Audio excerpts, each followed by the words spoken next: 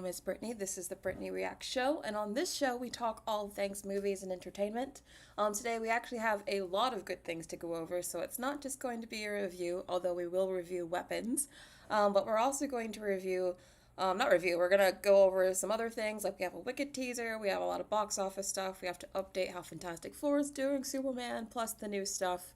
A lot of little like interesting news tidbits. We have to talk about the Gina Carano situation, the Spiderman videos of him swinging around. Like we have a lot to go over. I'm actually really excited as I was like putting together today's stream. I was like, oh wow, there's actually a lot of good like stories to go over today.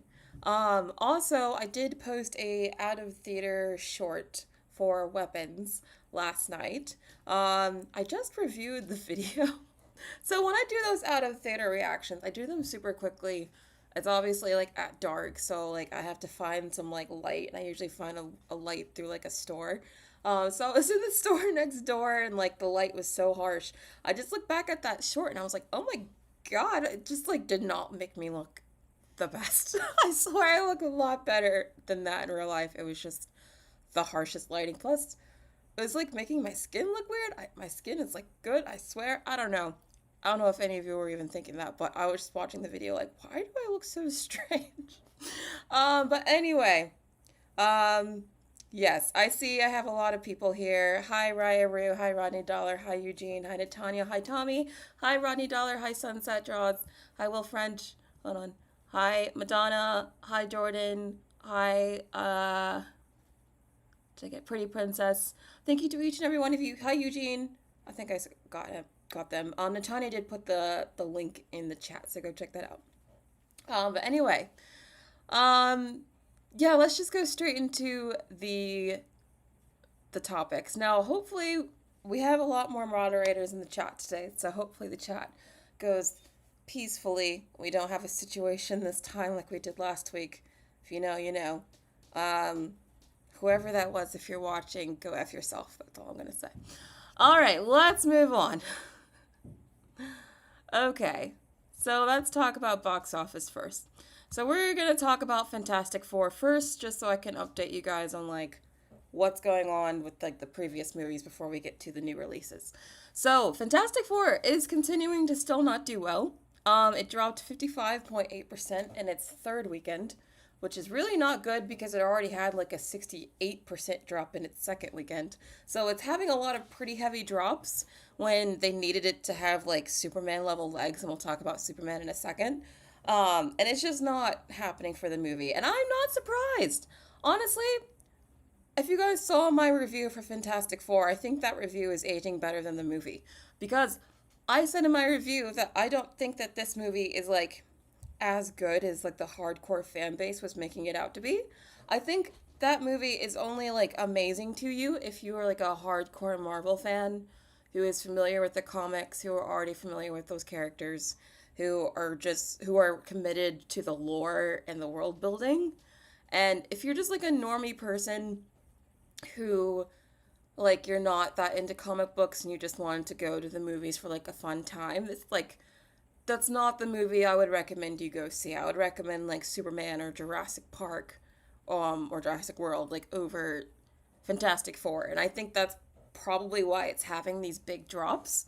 It's because I don't think this is a movie that plays well to like a normie audience. I think this movie plays only to the hardcore fan base that was there since like day one. So I think this is like playing to like the hardcore audience, but like no one else. And I think that's why it's so incredibly front loaded. And I'm using Luis Fernando because I trust him. I've been like looking at his box office like posts and takes for like nearly a decade. I've been following this stuff for a long time. It's only like recently that I've like started talking about it, but I really trust him. So he just gives you like the facts, like how it is, and even he's predicting that Fantastic Four is probably not going to pass 500 million. That's not good.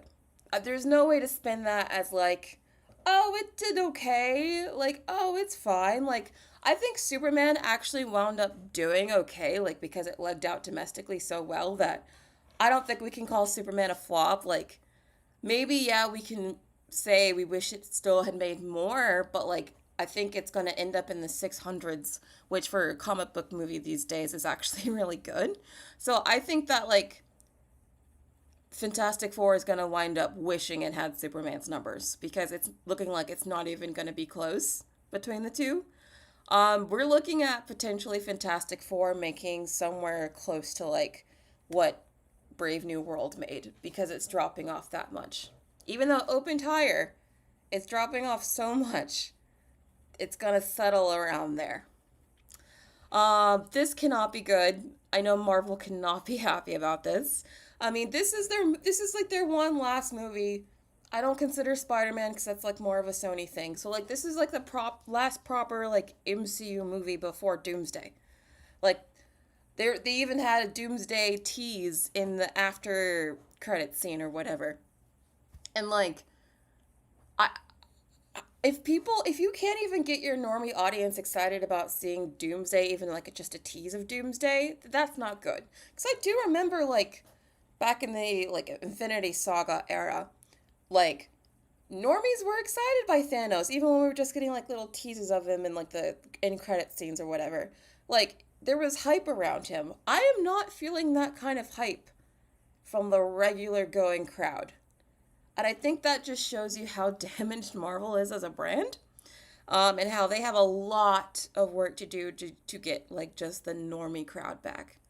And I don't know what it's going to take because I feel like they are really going like full balls to the wall with this. Like I think everything I've been hearing about Doomsday so far is like break glass in case of emergency. We're not pulling punches. We're doing everything we can to save this thing. Paying Robert Downey Jr. like an obscene amount of money just to come back. Like they're trying, okay? Like I don't think that Marvel is unaware of the problems they have. Like they're trying, obviously. But I just don't know if it's going to be enough. Like I'm really curious to see how Doomsday is even going to do. Like I know like it's an Avengers movie, so a billion should be a guaranteed, but if this movie's not even going to make half a billion and it teases the big bad in Avengers, like I it's just not looking good. I think the best thing that Marvel can hope for at this point is that the long break between now and Doomsday makes people miss Marvel a bit, and that Spider-Man is actually really good, so it gets people like happy and maybe a little bit interested in comic book movies again. Because Spider-Man, as I've said repeatedly, Spider-Man is such a big beloved character that I kind of feel like he transcends this comic book genre at this point. So like while people might be sick and tired of comic book movies, I do not think they are sick and tired of Spider-Man. And I think we're seeing proof of that because there are tons of people showing up to like the set and like to watch it, and like it's been going crazy viral as we're going to talk about later. Um, but yeah, I think that it's not looking good for Marvel. This is really bad for Fantastic Four, and I don't know how they're going to turn it around. At this point, I feel like the only thing they can do is a hard reboot after Secret Wars. I'm not even talking like a soft reboot. I'm talking full hard reboot and then only focus on the X-Men in this new separate universe that's disconnected from everything else. I don't even want to see the old X-Men. Like, I love Hugh Jackman, but, like, I want the new generation of X-Men. Like, I just want something completely separate and different in its own universe, separated from anything else after a hard reboot. That's what I would want. I don't know if that's what we're going to get. I don't know if they would. I mean, DC didn't even technically do a hard reboot, and they were in arguably a worse position than Marvel is now. So I doubt that they're going to do a hard reboot, but I feel like that's what's necessary at this point. But what do you guys think about all of this? Are you surprised by how Fantastic Four is doing? What do you think Marvel needs to do to turn things around or even get you interested in to see their movies again? Because I know a lot of you guys are not interested in comic book movies anymore. So is there anything Marvel could do to get you to want to watch these movies again? Um, Rodney says Doomsday will have new characters interacting with each other for the first time. That has me worried and concerned. Well, that's something that doesn't worry me because Marvel has done that many times before. I mean, part of the hype around the first Avengers movie was that none of these characters had interacted before. So that's not what worries me about Doomsday. What worries me about Doomsday is like the fact that they're still writing the script. That's crazy to me. I know that they typically do that, but Kevin Feige and co have this like way of making Marvel movies where they like to constantly reiterate what they're working on as they're working on it. And it used to work for them a long, long time. But I have not seen any evidence that it has worked for them in like the last 5 years. And in fact, I think it's putting them at a disservice. So the fact that they're still doing that with Doomsday, I do not think is a good sign. Um, that worries me. Also, the fact that there feels like there's no real build up to this movie like there was with Infinity War and Endgame. Like, doesn't feel like there's any build up at all. So that's also strange. Um, yeah, there's a lot that I'm worried about with Doomsday, but the characters never meeting before is not one of them for me. Um, Eugene, I just explained that. Cheetah Viper says, "Give me a good Wanda story with Vision and her kids." I would love that, but apparently Elizabeth Olsen doesn't want to come back. So, I mean, the fact that like years after WandaVision came out, which it came out in January of 2021, mind you. So, this is now like several years ago, and like her fan base is still as strong as ever. And like we all want her to come back. Like I consider her part of, the Wanda fan base. Like the fact that like people are still like begging for her and like love her is just shows you how peak WandaVision is. I don't care. People who say that show was not good argue with the wall. I think it's one of the best things Marvel put out. Yeah, the finale wasn't as strong as I would have liked, but the rest of it was so strong that I think it makes up for the bad finale. Ethereal Dragon says Multiverse of Madness destroyed Wanda. I mean, I don't think it completely destroyed her. I think she can come back. But she would need a better writer, and unfortunately, they got the same writer for freaking Doomsday. So, oof, I don't know. Um, yeah, they need to just generally hire better writers. I wish. I mean, seeing movies like Dune and seeing how like Denis Villeneuve can like make Arrakis like look and feel like a real place. Honestly, ever since the Dune movies have come out, they've made me like appreciate Marvel movies less. Because I'm like, why can't we get our movies to look like that? You know what I mean? Like, Marvel goes off to different planets and different worlds and explores different things, and their movies do not look like that. So now that I'm like, I see what could be, I'm like, but why are we not meeting that bar? Um,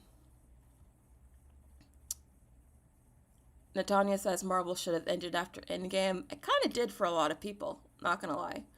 But anyway, we have to move on because we have actually a lot to go over today. But this is still an interesting story that I will continue to cover week to week. All right, so Superman. Superman is actually, like I said, doing much better than it seemed like at first because like the international numbers are like really low, but it's doing like extremely well domestically. Actually, like it's holding super well, much better than Fantastic Four. So it's already at like over 570 million. It's definitely going to pass 600 million. Well, we were just talking about how Fantastic Four is probably not going to pass 500 million. Um, it looks like Superman is definitely going to pass 600 million and possibly even Man of Steel's 670, maybe. I don't know if it will, but it's not out of the realm of possibility. But if that happens, that would be such a major win for James Gunn. Um, I mean, I don't know how you could deny, like, James Gunn is kind of. I think this might be a controversial take, I don't know. But I kind of feel like James Gunn has taken Kevin Feige's cap a little. And, like, I think that he's now, like, the king of the superhero nerds. I think he is. He just, like, I think he has a better finger on the pulse of what the nerds want. I think he's making better movies than what Kevin Feige's been making. And Superman's doing a lot better than any other Marvel movie coming out this year. So I think things are definitely changing. And I think maybe if Supergirl can build on what Superman, is doing, that maybe we might just be like witnessing a transfer of power from Marvel to DC, but I do still think it's too early to tell. But I do think that, like, for sure, I think as far as who is like the most influential person in comic book movies today, I think it would be James Gunn, not Kevin Feige, which is probably the first time I would ever say it's not Kevin Feige, which says a lot. Um, but James, something I don't like about James is that he's like, I think he's a liar. I think I don't trust anything he says. So he's going around saying that Superman doesn't need to earn 650 to break even and all this stuff. And here's why I don't totally believe that, although maybe it might not be 650, maybe it's 600, I don't know, but like they're basing this all off of that like 225 budget number that's been floated out there, but like I keep telling you guys those budgets are often like way underreported, especially for these big huge blockbuster movies. And this is one of those movies where it's like rumored that the budget's actually like another 100 million on top of what is being said. So, I mean, I don't believe him, is what I'm saying. I think that he was, before it even like, the movie looked like it was actually going to end up doing well just because of how it legged out, he was throwing out there that it was okay if it just made in the 500 millions. And it's just like, I don't know how you really believe that. Like, this movie is such a big deal for your studio, for your company, that I don't believe that you even believe that it's okay if it just makes like $500 million. So, like, I think he wants to, like, put out an image of strength, but I actually don't believe it. I think he's full of shit for the most part, honestly. I think he's a talented director, but I think he's not trustworthy as far as, like, news and stuff goes. Um, but anyway, it's still doing well regardless. It's like definitely not a flop. It probably will break even. But it's, I don't know. I think he's also like projecting about like it doesn't need to do that well, and it's like, well, yeah, it kind of does. But anyway, are you guys surprised by how Superman is doing versus Fantastic Four? Do you guys agree with me that Superman is the better movie? What are your thoughts here? Rob says it's called cope. Yeah, I think it's a lot of cope. But I don't think it's just cope. I think he just wants to like set the narrative. He doesn't want like the internet sphere to set the narrative, but I don't think he understands that that's not how it goes these days. Eugene says for one movie, both Spider-Man and Doomsday will outgrow Superman, Supergirl, and Clayface combined. That's true. That's probably true. Honestly, I don't have much faith in the Supergirl, especially not Clayface, like at all. I don't understand why they're even making a Clayface movie. That seems like something that should be on streaming or not made at all. So we'll see. We'll see. I think Spider-Man will definitely do well, as I'm going to talk about later. Doomsday, we'll see. Pretty, you still want to see it? Okay. Candy says you would watch Superman over Fantastic Four. Yeah. I think Superman just is more of like the normie friendly movie than Fantastic Four is, so that makes sense to me. But anyway, moving on. Jurassic World Rebirth is actually continuing to do well. It just passed 800 million worldwide, which is crazy. It's not going to pass a billion, so it's still going to make less than the previous Jurassic World films. But, I mean, it's doing better than like most other movies this year, so like the Jurassic World franchise continues to be like really popular. I liked this movie more than the last two Jurassic World films, although I think there are some people who think this is the worst movie of the series, and I'm like, did you see Dominion? I'm sorry, Dominion still is by far and away the worst Jurassic Park movie, period. I don't care. Like, Dominion was just terrible. I will take Rebirth and rewatch that in a heartbeat over going back and watching that Dominion movie, like, any day. Um, but I don't know. This is actually pretty decent. I think the reason why this movie in this franchise continues to do so well is because they're just fun. It's just people running away from dinosaurs. Like, that's very easy to sell. Um, and I think right now, and like how bleak the world feels, I think people are definitely looking for fun. And I think that's, again, going back to Fantastic Four, which is definitely not a fun movie. I think that's why it's like not holding very well, because it's like, it's a very serious film. And I feel like that clearly by what's doing well in theaters right now, people are not going for the serious stuff. Um, but yeah, but it's doing well. Freakier Friday debuted with 29 million at the domestic box office and 45 million globally. So this is actually kind of okay. Like, it's not like breaking out or anything, but like it's actually holding its own. It only had a $45 million budget, so like that's not bad. I feel like there's no hype or interest of this movie online, which is very interesting because you would think this is the kind of film that would garner that kind of interest, but I saw the trailer and honestly I thought the trailer looked not the best. It looked like a Disney Plus movie. So, I don't know. I, I don't know. Apparently people like this movie though cuz it's actually getting decent reviews. So, maybe I might watch this, but I'm really not in a rush to see it. Have you guys seen Freakier Friday, and if so, what are your thoughts on it? Yeah, it got an A cinema score, which I'm like, okay, I'm shocked, but apparently the people who did see this movie liked it. Oh, Jordan thinks it sucks though. Okay. Not everyone's going to agree. Um, okay, Eugene gives it a 7.25. I like how precise you are. Yeah, honestly, I haven't seen much advertising for it either. Just like a few posters around the city, but like that's it. Um, Honestly, I don't know. I feel like this is an okay debut, honestly, for how low the budget is, so it's doing okay. And the audience who saw it liked it, so I would consider this probably a win for Disney. Now, let's talk about Weapons. Okay, so I saw Weapons last night. Yeah, it was yesterday. Um, and I liked it. I liked it a lot. As I said in my little out of theater thing, you guys know that I don't really like usually watch horror movies. I just generally like don't enjoy them. Maybe I've just seen too many bad horror movies, but like I just got like a bad taste in my mouth for the whole genre. Because I was just like, I feel like most of these movies are pretty dumb. Sorry, horror fans, but that's just my take. Um, but like the reviews around this movie like were through the roof. So I just had to see it. People were saying like it's as good as Sinners, and like I love Sinners, as you know. So I was like, okay, well, like I feel like I have to go see this movie now. And I have to say, I did enjoy it. I didn't love it as much as Sinners, and I'm going to go into my review in a second. But I did enjoy it. So it opened with 70 million worldwide.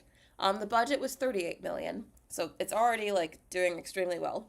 And it's one of the biggest global openings for an original film in the past decade, which should just show you how badly original films have been doing. Because I don't even know if that's good for Weapons, but I feel like that looks bad for the industry.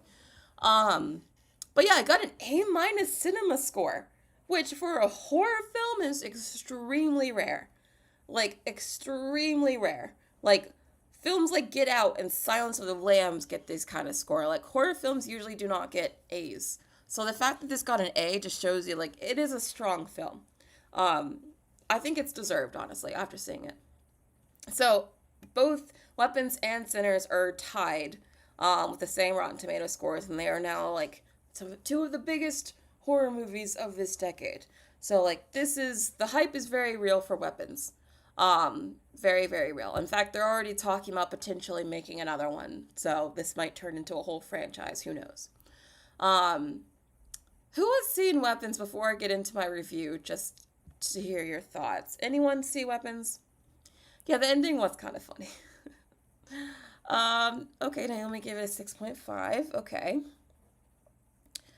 Valerie gives it a 9 out of 10. Yeah, Brett says it wasn't scary. Yeah, it's not a scary movie, I would say. It's more like a very suspenseful, like tense film. But yeah, it's not scary. So let me just get into my review. Ooh, hold on. Gotta fix this. Okay. So, Weapons. Like I said, I don't typically get into horror movies because for me, like, I know it's like a trope that like characters in horror movies tend to act dumb intentionally so like the plot can happen, but that really gets on my nerves. Like when I'll never forget, it was not The Conjuring, but it was the Nun spin-off of from The Conjuring. It had like Vera Farmiga in it. Not Vera Farmiga, it was the younger Farmiga sister or whatever. The one that had her in it. I hated that movie so much. Hated it. Um, it's going to be no spoilers. This is no spoilers. Um, hated that nun spin-off movie, right? And the main reason I hated that movie so much was because the characters were dumb AF. Like, oh, I hear something creepy in the dark woods in the middle of the night. Let me go run into the woods after I've already been haunted in this haunted house. Like, I hate that kind of stuff. I know that's a trope in horror movies, but it personally drives me off the wall because I'm like, why would you do these things? Anyway, I only say all of that to point out the fact that one of the reasons I like about this movie is because it's actually very smart. Like, people in this movie make decisions that make sense for the characters, and they're not idiots for the plot to happen. And I like that. I actually think that the script is very, very smart. I like that. So just to give you the general premise, no spoilers, but you have to kind of know like what it's about so I can talk about it. But like in this town, a bunch of kids from this one classroom go missing after they all leave their houses at 2:17 a.m. in the middle of the night, and like no one knows where they went. So like all these kids are missing, and they're all from this one like classroom. And so like we get this movie is told from different perspectives of different characters around the events. So like we get a perspective from the teacher of the classroom, like one of the parents of the kids that went missing, like one of the cops that's searching for the kids, one of the kids themselves. Like we get a lot of different perspectives, and they kind of like interweave as you kind of see how the bigger story is forming. So I really, really liked that narrative structure. I thought that was really cool and kept the movie like really fresh. One of the actresses in the movie is actually in Fantastic Four. This is our Silver Surfer. Um, Her name is, oh God, I forgot her name. What is her name? I just had it. If you know her name, please drop it in the chat. But she was actually my favorite character in this movie. Well, second favorite character. Because I actually liked her cop boyfriend more. We're gonna talk about him in a second. But I actually kind of liked how she was written, because she plays the teacher of the classroom of students that went missing, and like she has nothing to do with it. So she's like trying to figure out what happened to these kids. But of course, everyone's blaming her because it's like, well, it was only your class this happened to. So like it's, she's being scapegoated for everything. So she's having to deal with that. And like the easiest thing in the world for like the screenwriter to have done was they could have made her like this super like victimy character where like she was like super like innocent and like super sweet or something, but like she's not. She has an attitude, she fights back, she does some questionable things. She's definitely not like a morally like pure character. And so I found that to be interesting. I liked that. I liked that she had flaws and was very complex. Julia Gardner, thank you.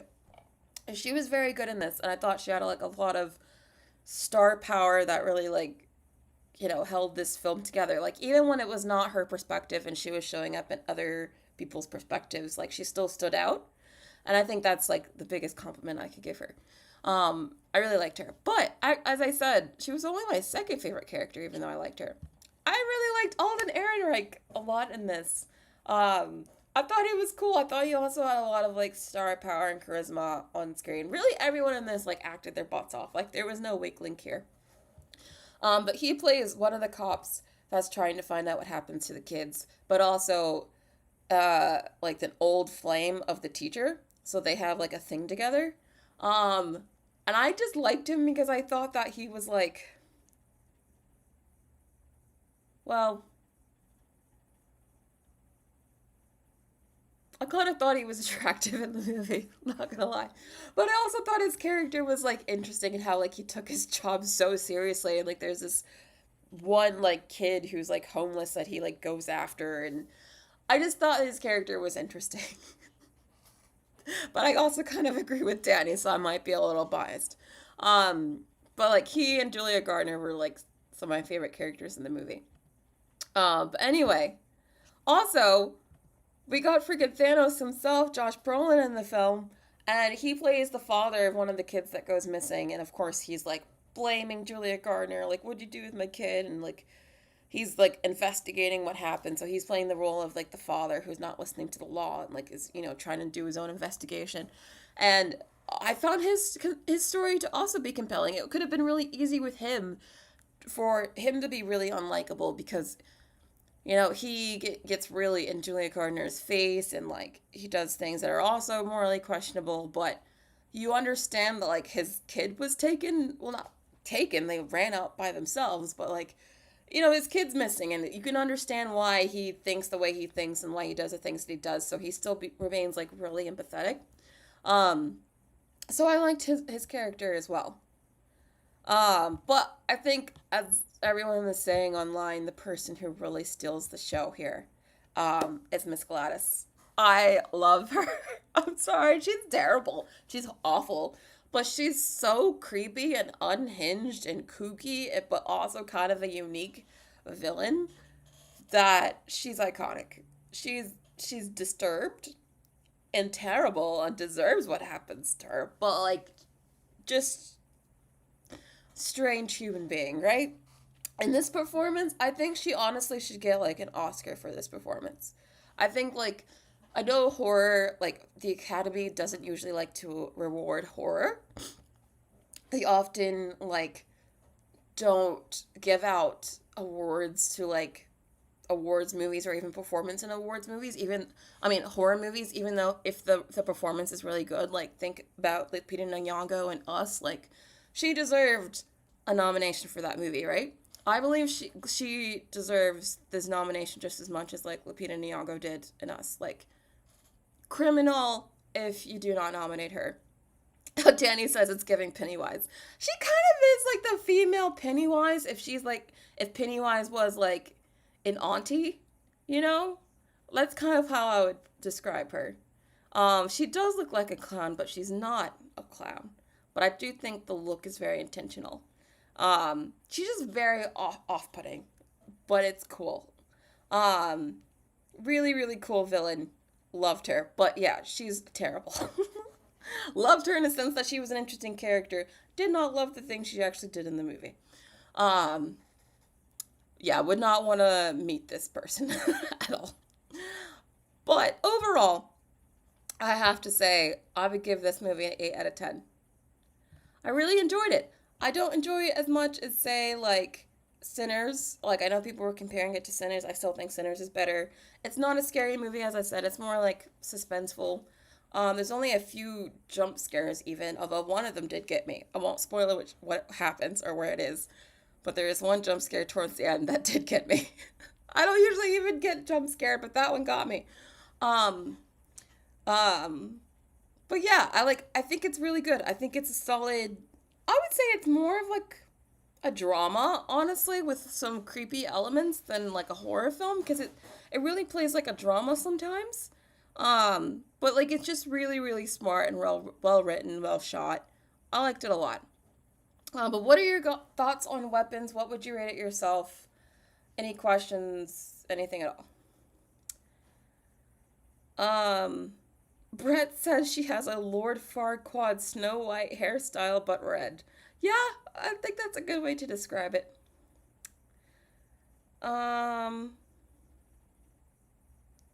Will says the trailer scared me, so I think I'll pass on the movie.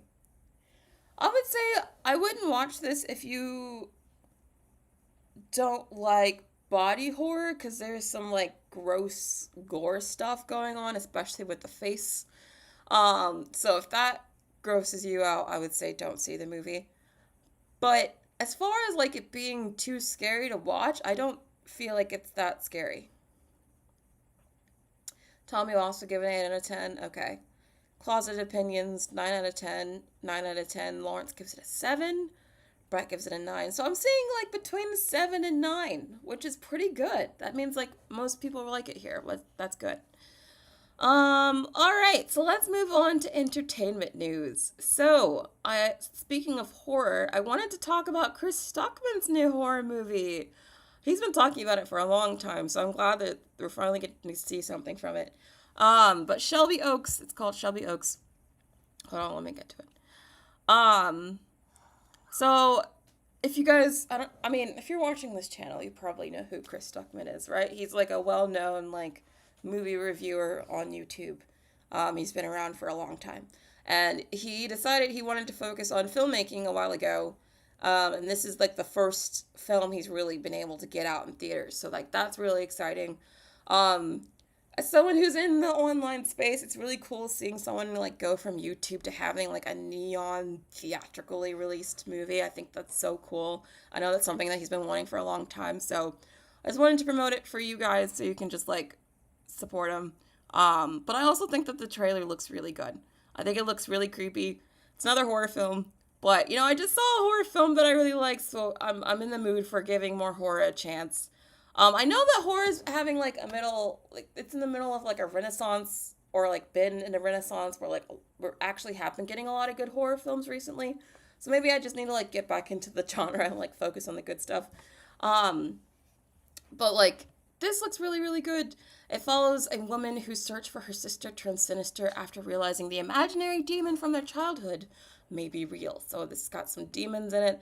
Lots of slow-mo I saw in the beginning. That looks cool. I'm just really curious to see how this turns out. Like, I think Chris Stuckman usually has really good film takes. So I'm curious to see, like, how a critic would put together a movie.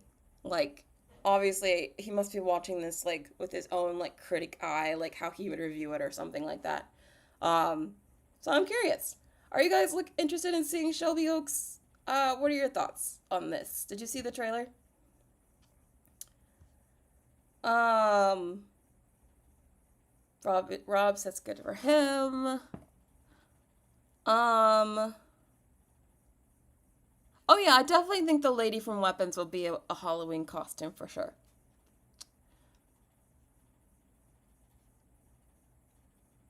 There's a Red Band trailer for Shelby Oaks. Oh, I haven't even seen that. Oh, I haven't seen that one, but apparently that one's even crazier, so I'll go check that one out. But I just wanted to show you guys this trailer because I thought it was cool.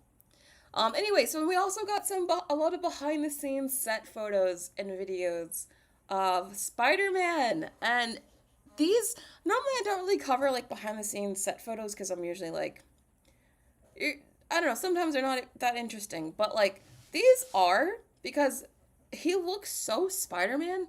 Like this is just like the most Spider-Man has ever looked like Spider-Man to me. Like first of all, as we talked about last week, love the suit. Love the suit. I think like, and how he poses in it, he just looks so like Spider-Man. He looks so cool. But also what has been really selling people is that we're getting like behind the scenes videos of showing how they're doing like Spider-Man swinging from buildings, and like they're doing it practically. So people are actually getting to film Spider-Man swinging through the buildings like this. You can see him swinging there. And there's like a bunch of videos of this, and it looks so real. It just looks so real. And I think like there are people on set watching them film and stuff, and I feel like they're doing this all intentionally to drum up hype for the movie, and I think it's definitely working. They just released this little like teaser showing Tom Holland showing up for his first day as Spider-Man. He's in the suit. He's waving to the people who are watching, and there's tons of like kids wearing like little Spider-Man suits, which is so cool. This is what I mean by like Marvel might be down and out. Superhero movies might not be as popular, but like Spider-Man will continue being popular just because I think he's like above the genre now.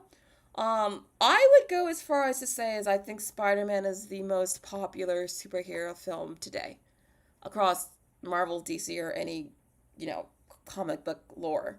I think he's bigger than Batman. I think he's certainly bigger than Superman. So I don't know. Would anyone disagree with that at this point? I mean, his movies make more. He gets this kind of crazy hype wherever he goes, whoever plays him. I don't know. But look at this. Look, Tom Holland looks so good. Look at the pose, the suit, the hair. I love the curls. I think the curls look really good on him. I think the physicality he just continues to nail. And he just looks like Spider-Man ripped straight from the comics and put into real life. Like, he just looks great. I love the suit. I love the design. I love how real it looks. Look how practical that is. Look how cool that is. Um, like this is dope. I don't know. I think this is like they were really, really smart to use this to sell the film because this looks like the character for real. Um, but are you guys still looking forward to Spider-Man? Have you been enjoying the behind the scenes videos that we've gotten? Closeted Opinion says Spider-Man transcends the superhero genre. Okay, so you agree with me. Lewis says Spider-Man is huge, even though as far as personal taste, I prefer Batman. There's a lot of Batman fans too, but I do think that Spider-Man is bigger than Batman at this point. Um, I actually think he's been bigger than Batman for a while. Um, Brett says, didn't he post some unmasked pics on his Instagram account? Yes, there's a lot of unmasked pics of Tom Holland in the suit as well. I think he looks really good. I like the, I don't know, did he grow the curls for the Odyssey? Because I know he just got back from the Odyssey. But whatever they're doing with his hair, I think it looks really good. Yeah, I love that they're going practical with this. I think it looks so much better even just behind the scenes that it's practical. I hope that they're taking that approach for the rest of the movie. They do have a different director now. So maybe we'll get some better visuals because I did not think that Tom Watts, who was the previous director of these Spider-Man movies, I don't think he was that good of a director. So I'm hoping that we get some better visuals now. Oh, Gina Viper, you're gonna watch it on streaming, not in theaters? That's crazy. Um, Rodney says it's a no for you? Wow. Interesting. So we're divided. You know what? I feel like this has gotta be. Hold on. Let me do a poll. Because I think I can do a poll, right? Yes, we're gonna do a poll. Who do you think is the biggest superhero today? Who is the biggest superhero today? And by biggest, I mean like biggest cultural impact, biggest box office, is like the most consistent no matter who's playing the role. Um,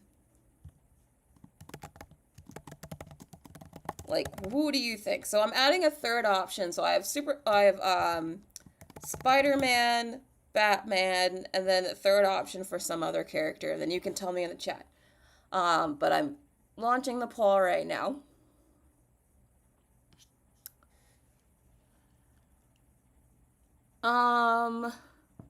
Rob says it still sounds loaded with too many other characters. Well, yeah, we have like the Punisher in it.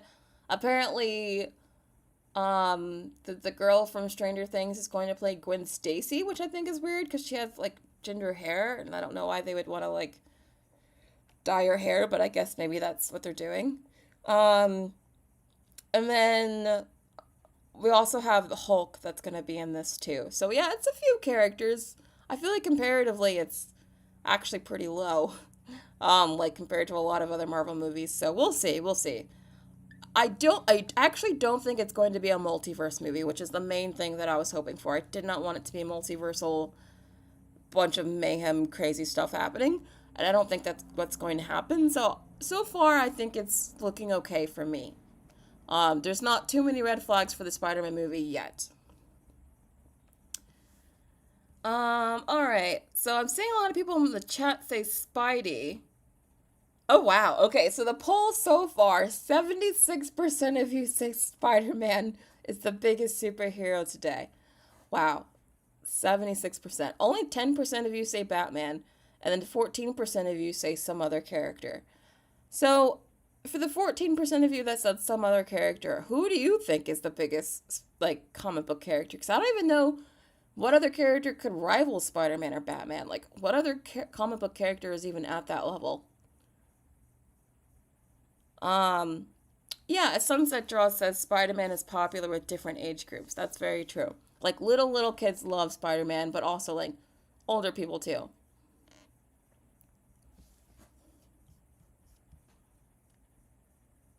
Um, Yeah, I mean, this is holding pretty steady. So, like, I think Spider-Man definitely wins. Although we are at 19% for some other characters. Who are the other characters? Eugene says nobody. Okay, Naomi says Batman is boring. I've never been a Batman person, but I can appreciate why he's popular. I just, I saw, I think, yeah, it was Grace Randolph that said, like, there's, like, two different kinds of people, like, people who lean more to, like, Superman and Spider-Man versus people who lean more to, like, Batman and, like, the darker characters. I very much lean towards, like, the Spider-Man, Superman side. I like the lighter, happier characters rather than, like, the really dark, depressing characters. Oh,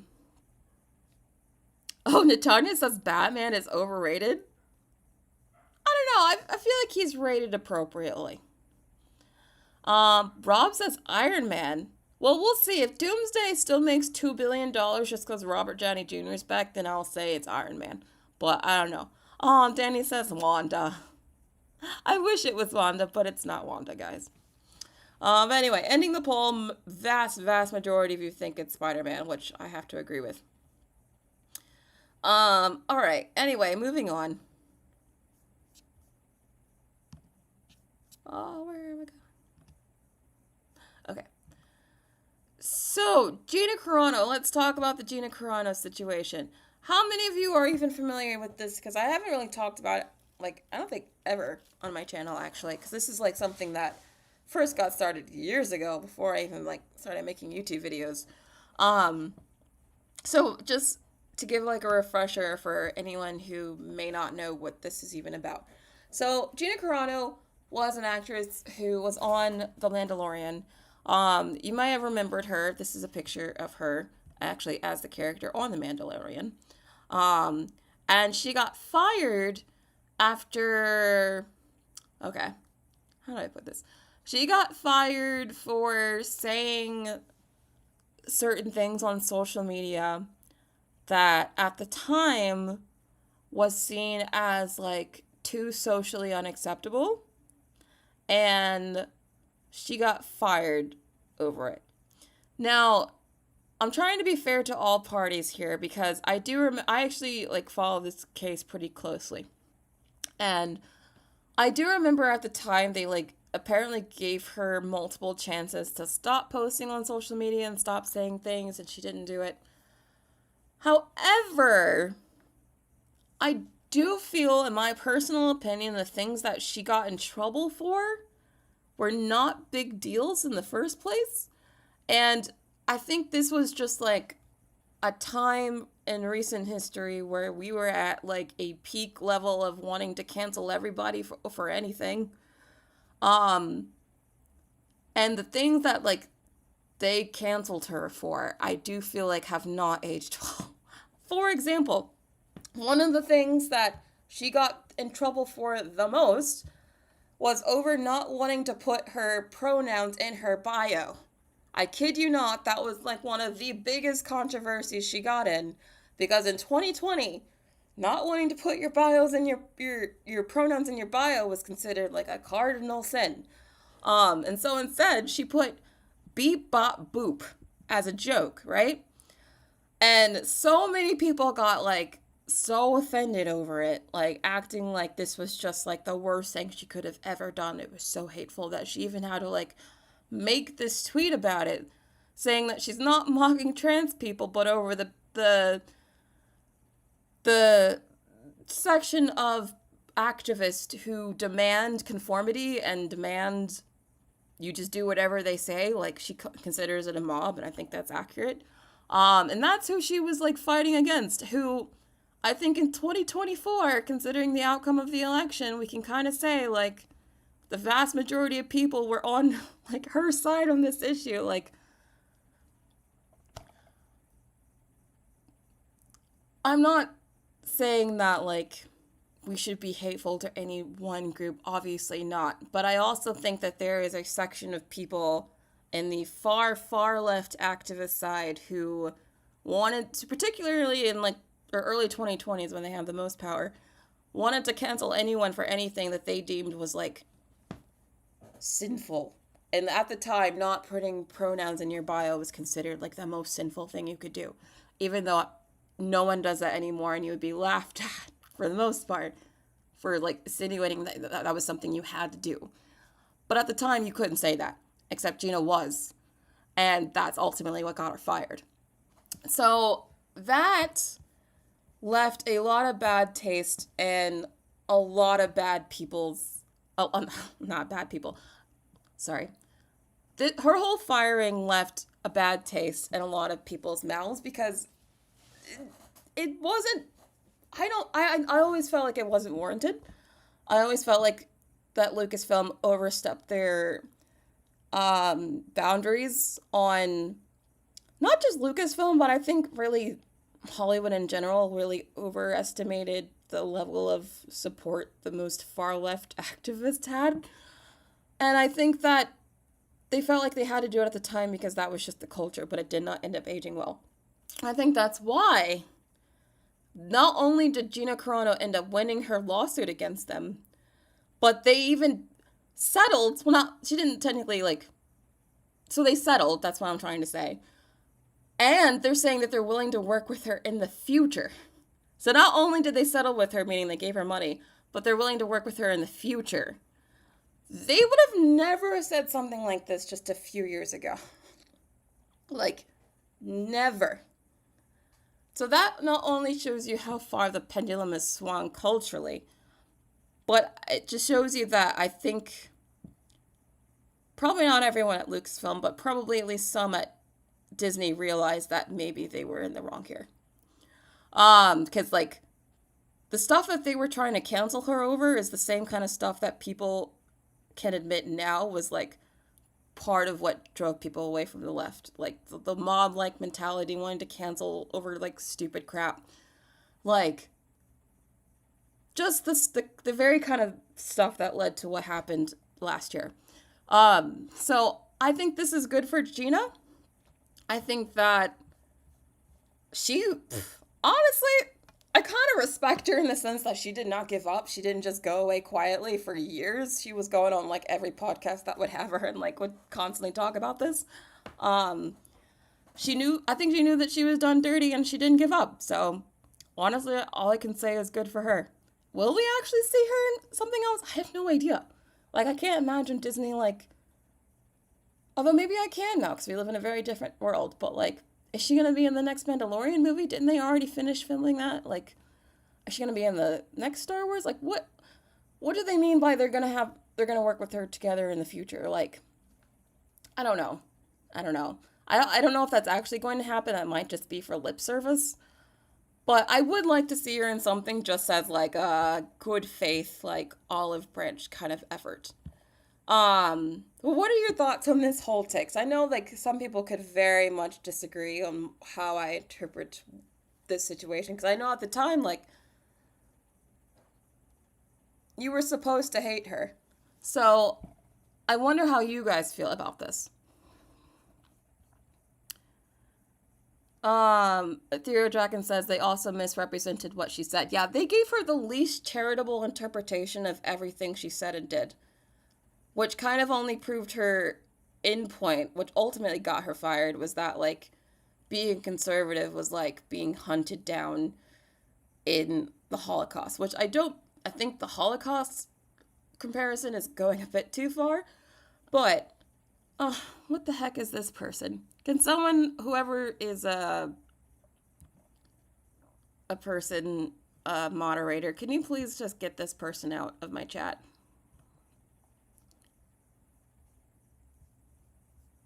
Where did that comment even go?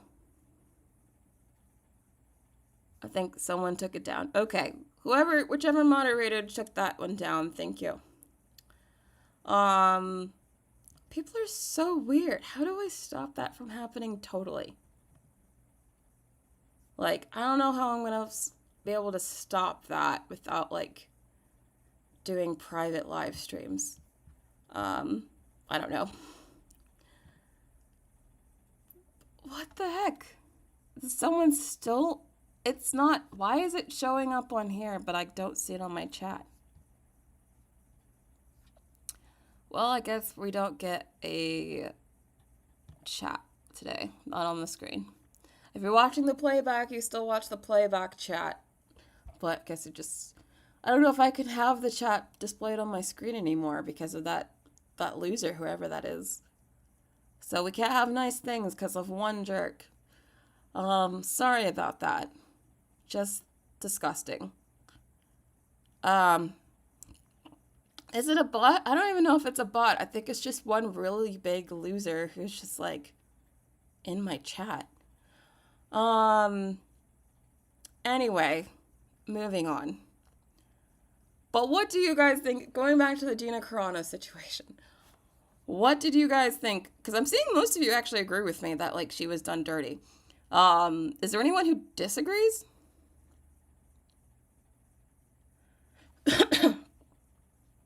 Roxy Bell says, why don't you just say that she's transphobic? Because I don't think she is.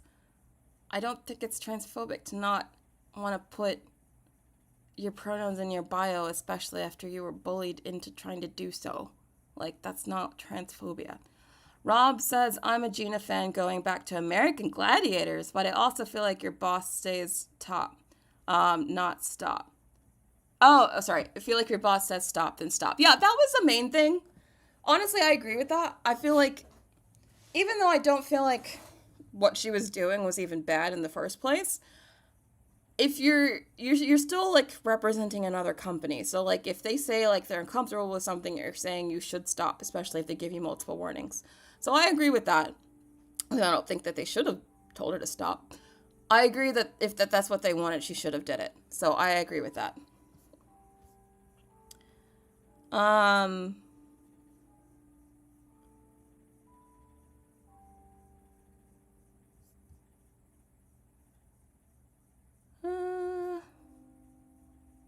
Brett says, don't blame her.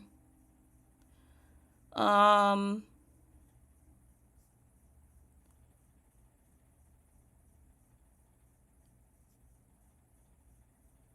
that's a good point. I saw someone, Brett, say this is just like Melissa Barrera. Yeah, it's kind of not that they got in trouble for the same thing, not at all. But it's sort of the same where it's like,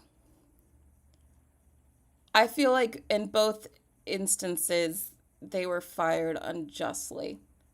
Even though I do understand from the company's perspective how, like, if they told you to stop posting something because they were uncomfortable with it, you should, because at the end of the day, this is also a business. But, like, I would say those are two sides of the extreme where, like, one got canceled, I guess, for more, like, liberal reasons and one for more conservative reasons. But I think in both instances, they were wrongly hunted and targeted.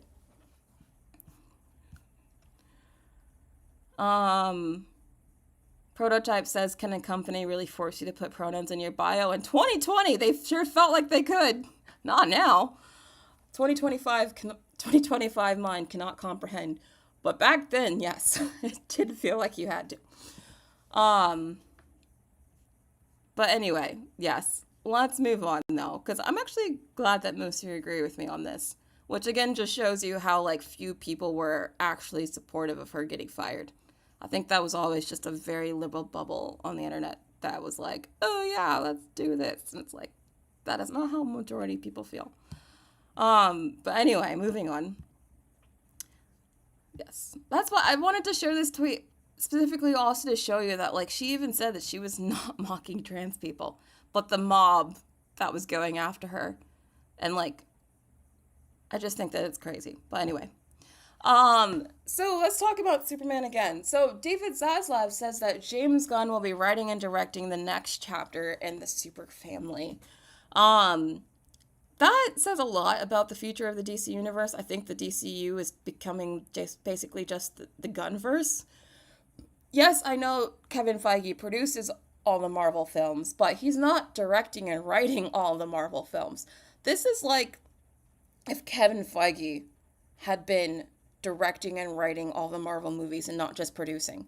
James is just supposed to be a producer. He's just supposed to be like the executive looking over things and, you know, deciding how things work. But now he's like writing and directing. I find that to be interesting. I find that to be a problem because I think that it's all just going to become the same. As much as I do think Gunn is a talented director, I don't think he has much range. A lot of his stuff has a similar vibe, and I do think he relies too much on ensembles. So I don't want every DC movie to just be Guardians of the Galaxy but DC, which is kind of what the Superman movie was. So I don't know how I feel about this. I also feel like this is going to extend him too much, and I don't know how he's supposed to like be the executive of a larger DC universe and write and direct everything and like cast people. Like I feel like he's trying to do everything, and not even Kevin Feige tries to do everything. And I think that can only burn him out quicker rather than like not. So I just don't think this is a good call. But what do you guys think? Do you think that James should continue writing and directing a lot of the stuff? I mean, people do like, I think for the most part, people do like the Superman movie. So what are your thoughts about this? Okay, Prototype says Gunn is creative, so I trust him now. Okay. Um, I don't think it's all DCU movies, but I think it's going to be a lot of them. Like I can see whatever movie Superman's in next, I'm sure Gunn is going to be writing and directing that one. Um, Danny says, anyone else get the creeps from James Gunn, or is it just me? No, he gives me the creeps too. I said he's a good director, not a good guy. I mean that. Ethan Bell says, I feel like after the failure of Joker 2, Warner Brothers has decided to basically stick to a formula with their new universe. Brittany, do you agree? What formula? I feel like they just started. We haven't even seen the formulas begin to stick yet. So I think it's too early to say. But anyway, moving on. So speaking of Warner Brothers, though, they did say that they intend to release 12 to 14 films per year. So that's 1 to 2 Warner Brothers major franchises, franchise films, 1 to 2 DC films, which I think is the correct amount.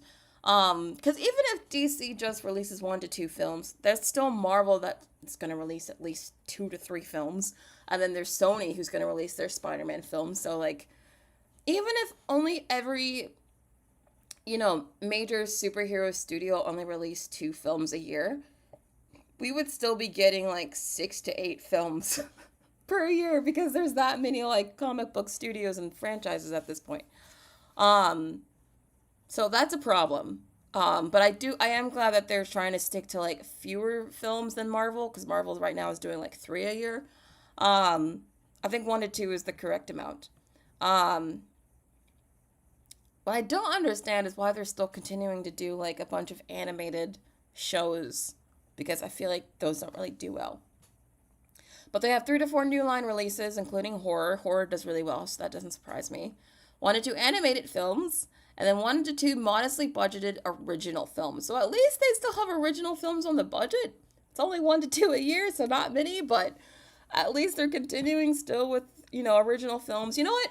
If Sinners had not done as well as it had, they probably wouldn't have even bothered with this. But it's probably Sinners that it's giving them, the courage to even like want to give money to original films still. So that I'm gonna say this is probably because of Sinners, but at least they're still hoping to make some original films.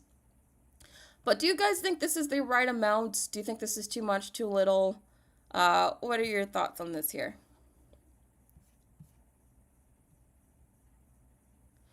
Astronomy says that's great, makes them feel more like events. I agree.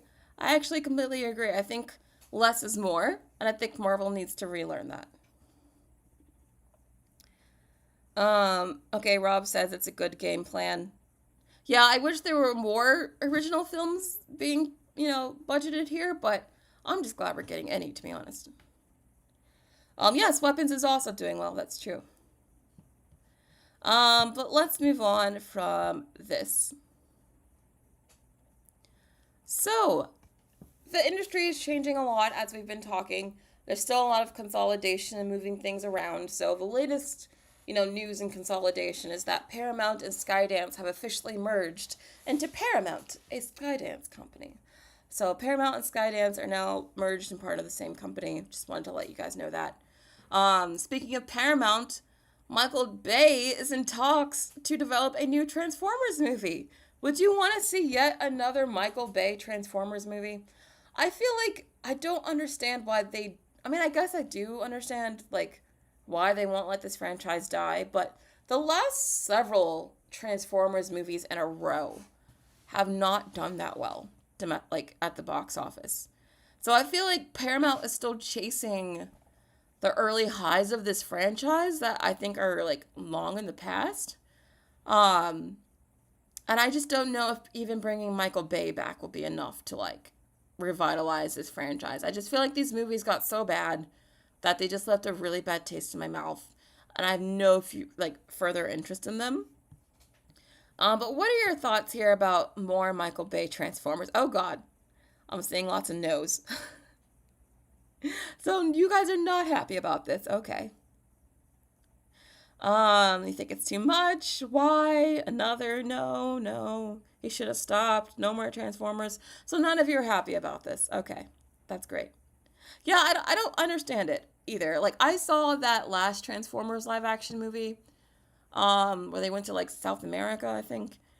That one was okay, but, like, I just feel like they gotta find a new franchise to replace this one, because I just don't think the Transformers movies are gonna reach the peak they used to have anymore. I just think that, like, we as a society have moved on from Transformers.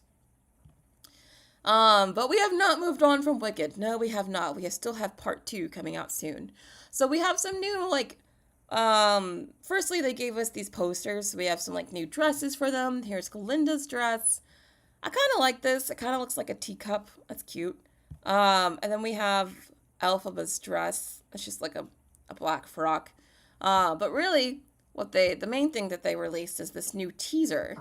It's not really like a direct teaser. It's like a featurette, like a first look behind the scenes type of thing. But we do get to see some new stuff. They focus a lot on how, like, this is how we truly get to see their origin stories, how, like, the pieces fall into place for the Wizard of Oz, which, if you know the musical, then you knew that already. But I guess this is more for the people who aren't familiar with the story. But I just want to say I love the dresses. I think that the second movie looks even bigger in ambition and scale, which is I'm really happy about. I think the costumes continue to be amazing. Look at how, like, Elphaba's home looks. I love the production design. Like, it just continues to look amazing. I love this, like, costume here. I love her, like, little shoulders. I love the crown. It's so cute. Oh, and they're, like, sitting on a broomstick. I don't know what this is. This is not from the show. But I like this. I know there are 2 new original songs for this, so, like, there will be some new stuff that I haven't seen. So I am curious to see all the new stuff that's not in the show. But yes, just seeing more of the world. Yes, like I said, they focus a lot on how, like, this is basically the other perspective of the Wizard of Oz, what you didn't see in the 1930s film. I think Ariana looks amazing here. How she's styled here is beautiful. And yeah, it just looks really, really good. I love how physical it is. Like, you see, director here, like, putting the actual yellow bricks together. Like, I just love how much this is done practically. I think it really adds to this, like, how the sets are done real. It just looks good. It looks good. I'm looking forward to this movie. I love this franchise. I've loved Wicked since I was a little kid, so, like, this is, of course, just something personal for me. But how do you guys feel about Wicked for Good? Are you still excited for it? Naomi's excited. Denisha has the Wicked DVD. Yeah, Astronomy, they did upgrade the color grading. I think it looks a lot better for that reason, too. I hope this gets more Oscar love this time. I hope it even gets nominated. I don't know if they're going to, like, shun this one because they gave the love to the last one, or if they're going to give more love to this one because they didn't really give the last one a lot of wins. I don't know what they're going to do, but I just hope that they do give at least some nominations again. You're more excited for this over Avatar 3? I actually have to agree with you. Avatar 3 is coming out in December. Avatar is, I think, forever a December movie franchise. But anyway, looks really good. Cannot wait for more Wicked. No, speaking of James Cameron and Avatar, James Cameron actually does have another movie he wants to make after Avatar 3 that is not Avatar. He wants to go back to making not Avatar movies, and that makes me so happy. Even though I love the Avatar movies, James Cameron's my favorite director. He's made some of my favorite movies of all time, and it's made me very sad that he's spent like the past several decades just making Avatar movies. So he's actually going to make a new movie after Avatar 3 called Ghost of Hiroshima. Um, it's going to be about, the Hiroshima bomb.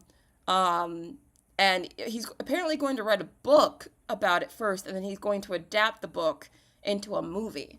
And I think that is so cool. I'm really, really into that idea. I think James Cameron is a super talented director. I think he has like a certain I think James Cameron more than any other director is like super tapped into the human psyche, which is why his movies do stupidly well. Not just well, but like better than anyone else's. Because I think he really like gets the human psyche. And I think his movies are just so cool. So I'm really, really excited about this. And he plans to film the movie in 3D. So this is going to be, as he says, as real as you can get. So it's going to feel like we're really there. One of the reasons I didn't really like Oppenheimer is because they didn't show the bomb going off. And for me, I do feel like that the movie was missing out on that. And it was part of why I didn't totally like that film. But it seems like James Cameron's really going to go there and he's going to show it all from like Japan's perspective. And that's what really, really excites me. He says that he's apparently he finds the whole idea of adapting this to be like challenging, horrific, but he's like, he's not sure he's up for the task, but he's going to keep going. He's probably just like trying to market and sell the movie. But if James Cameron's like, I don't know if I'm up to the task, and this dude is like literally invented technology for his movies, that makes me so excited for this movie. Like, this seriously just became my most anticipated movie coming out, like, after Wicked for Good. Like, I'm really, really into this, because it's like the story is good, then James Cameron making that story, it's like, this is everything I always wanted. So, are you guys looking forward to this James Cameron Hiroshima movie like I am? Are you as excited as I am? Rodney could not disagree more. I want him to make more movies.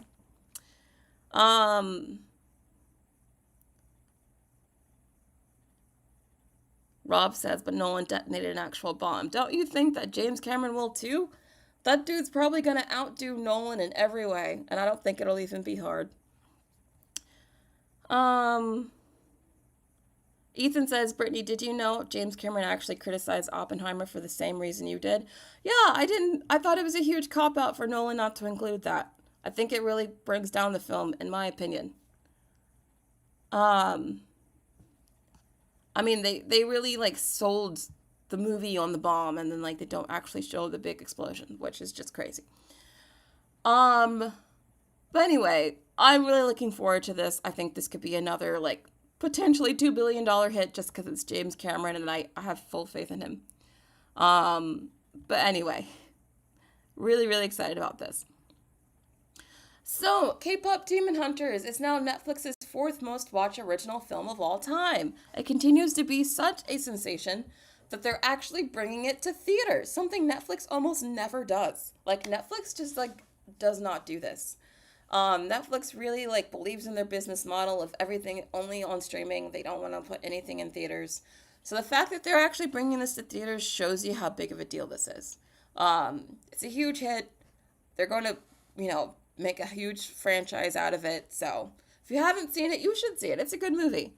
It's the kind of movie that Disney should be making these days. It's a lot more in the know. If you want to know, if you watch, I think it was last week where I talked about how Fantastic Four is a very millennial movie. If you want to see what a very Gen Z movie is, it's K-pop Demon Hunters. So it's really, really good. I really like it. But anyway, we got a new trailer for the Office spin-off series, The Paper. I actually really like this trailer. It's supposed to be in the same universe. as The Office, but now they're focusing on a new company that's a paper company. And they say that they make like toilet paper and newspapers, so it's like not exciting stuff. It's still in documentary style. It's with a mostly new cast. They kept one guy from the old one. Um, I think it looks good. I'm actually looking forward to this. I probably will give it a chance. I like The Office. Um, it's got Domhnall Gleeson in it, and I love Domhnall Gleeson. Although he's doing an American accent, and I think Domhnall Gleeson's like a phenomenal actor. But I think that he is putting on like a really nasally American accent that almost feels like he's making fun of Americans. It's really funny when like Europeans try to do American accents because sometimes they're really good at it, and then sometimes they're like Emma Watson, who's just like could not do an American accent to save her life. I wonder if Domhnall Gleeson might be the same. Um, but anyway, it's I think it looks good. This is the same actor that's in it. Let's just say I don't remember the character's name, but he's in it. This is probably the funniest part of the trailer. Um, yeah, I'm looking forward to this. Are you guys gonna watch this? What are your thoughts on the paper?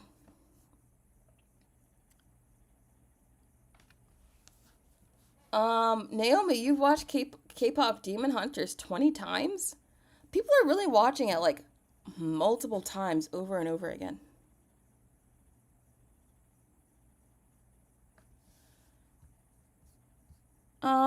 Oh yes, Oscar. That's his name, Oscar. Oscar's in it.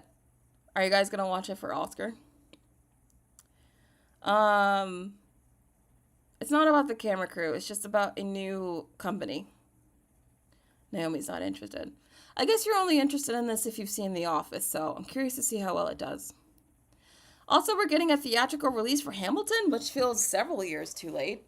They already released it on Disney Plus, so all the hype is gone. Plus, I do feel like we're way past the hype of Hamilton, so I don't think this will do well. Although, if it had gone into theaters like 6 years ago, I think it would have done extremely well. This is just way too late, like beyond too late. Um, Also, AI. I didn't put this in like the separate AI category, but this is technically AI news. But Disney apparently wanted to have an AI generated character in the new Tron movie, but they scrapped the idea only due to bad publicity concerns. Not because they couldn't do it, but because of bad publicity. That's how far we are. Like, they were about to put an AI generated character, which I'm sure probably would have been part of the story. Like, I'm sure in the story they would have been AI generated. And maybe that could have been kind of cool to like play on that, but I don't think we're there yet as a society because they're probably right. They probably would have gotten a lot of bad publicity for it. Um, but this just shows you like where studios are heading and like what they plan on doing with AI because Disney is like already trumping at the bit to use it. So just expect more stuff like this from now on because eventually they're just not going to care about the publicity and they're just going to do it anyway. So that's the future that we're heading towards. And then this is the last thing that I had for today, which this actually made me laugh out loud when I read it. Because if you got, I've actually seen this movie. It's Marriage Story. It stars Scarlett Johansson and Adam Driver. They're, it's about their marriage falling apart and whatever. Um, and this scene has been memed to death, like meme to death because of how much they are just like yelling at each other for like at the top of their lungs, right? Apparently, the Department of Agriculture is using the audio from this scene to scare off wolves from killing cattle and scaring livestock on farms. They said, I need the wolves to respond and know that, hey, humans are bad. This is literally what they're using this scene to torture cattle, to torture wolves. Like they're using this scene to torture wolves to get them away from their cattle. I'm sorry, but like after all the memes and now learning this just makes this scene so funny and like it's not meant to be funny at all. Like it's a very serious moment in the film, but like no one takes it serious, I guess. Like everyone just like laughs at it. And it's just oh wow, now it's being used to torture wolves. Um but anyway, I just thought that was very funny. Um, so that's it for today.